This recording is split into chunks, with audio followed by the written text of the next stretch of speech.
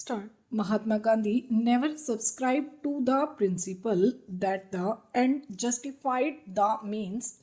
To him, the means were as important as the ends. He emphatically observed that they say means are after all means. I would say means are after all everything. As the means, so the end. There is no wall of separation between means and end. He compared the means to a seed and the end to a tree and stated there is just the same inviolable connection between the means and the end as there is between the seed and the tree. Gandhiji stuck to this golden idol through thick and thin without worrying about the immediate results. He was convinced that our ultimate progress towards the goal would be in exact proportion to the purity of our means. In India, we are today faced with numerous problems which demand speedy solutions. In order to secure quick gains, several sections of the population indulge in loot, erosion, and violence in the belief that such disruptive activities would create the required impact on the authorities concerned. It is a matter of great regret that in some cases the authorities do succumb to violent pressure and blackmail to the detriment of vital national interests. Several armed conflicts in different parts of the world, including with Vietnam and West Asia, have proved beyond a shadow of doubt that wars are unable to solve any problems in a lasting manner. Violence creates many more difficulties and complicates matters in a hopeless fashion. Politicians and statesmen the world over are now convinced that national and international conflicts cannot be resolved militarily and that solutions can be found only by bringing the parties to the conference table. All these experiences have amply vindicated Gandhiji's insistence on the employment of pure methods for the attainment of noble objectives. In my view, the best way to observe the Gandhi Sanitary would be to recognize the truth of this eternal principle and to follow it with unbending will and determination in all spheres of private and public life. Bapu's faith in truth and non-violence was based on his unshakable belief in God and in the efficacy of prayer.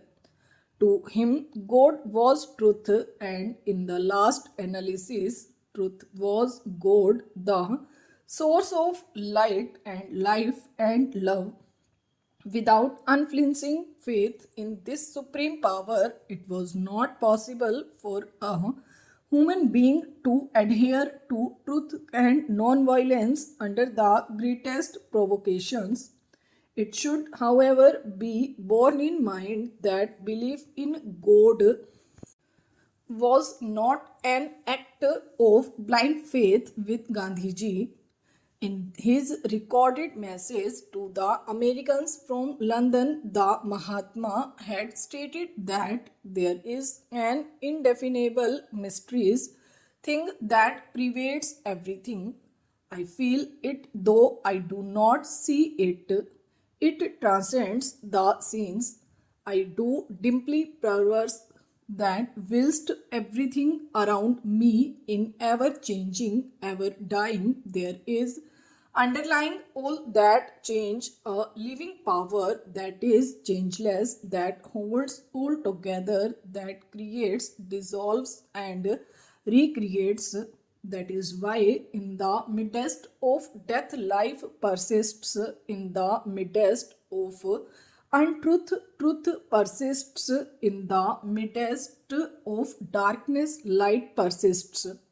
The existence of such a mysterious power and consciousness is now recognized even by the greatest scientists of the modern age.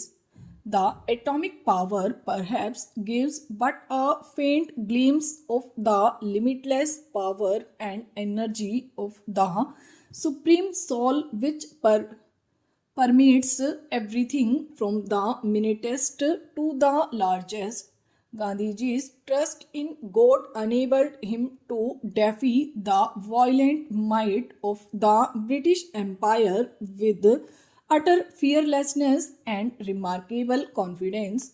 It was this sole power which kept up his crusading spirit to fight ceaselessly and to the successful end. The Gita was his unfailing companion and source of inspiration because it brought home to him the lasting principle that though the body may perish, the soul lives forever. To my mind, it is the erosion of faith in this divine power which has undermined ethical values in our private and public life. Without reviving these spiritual and moral values, all our efforts to pull the country out of the area of despair, confusion, and corruption would appear to be a futile exercise. Morning and evening prayers had become an integral part of Gandhiji's public life. He did not miss these prayers even while he was in the midst of a life and death struggle for Indians' freedom. To Gandhiji, insistence on truth constituted the root of his ashram life, while prayer was the principal feeder of that root. Bapu regarded prayer as the bath of purification for the spirit of man because it denoted our cooperation with God and with one another. Gandhiji sincerely believed that not a blade of grass moved without the will of the divine, and prayer was the medium of communication with the supreme power. The present spectacle of violence and chaos in the Western countries amply bears testimony to the naked truth that material affluence alone could not be the basic aim of national or international progress. A recent editorial in the columns of a London weekly entitled states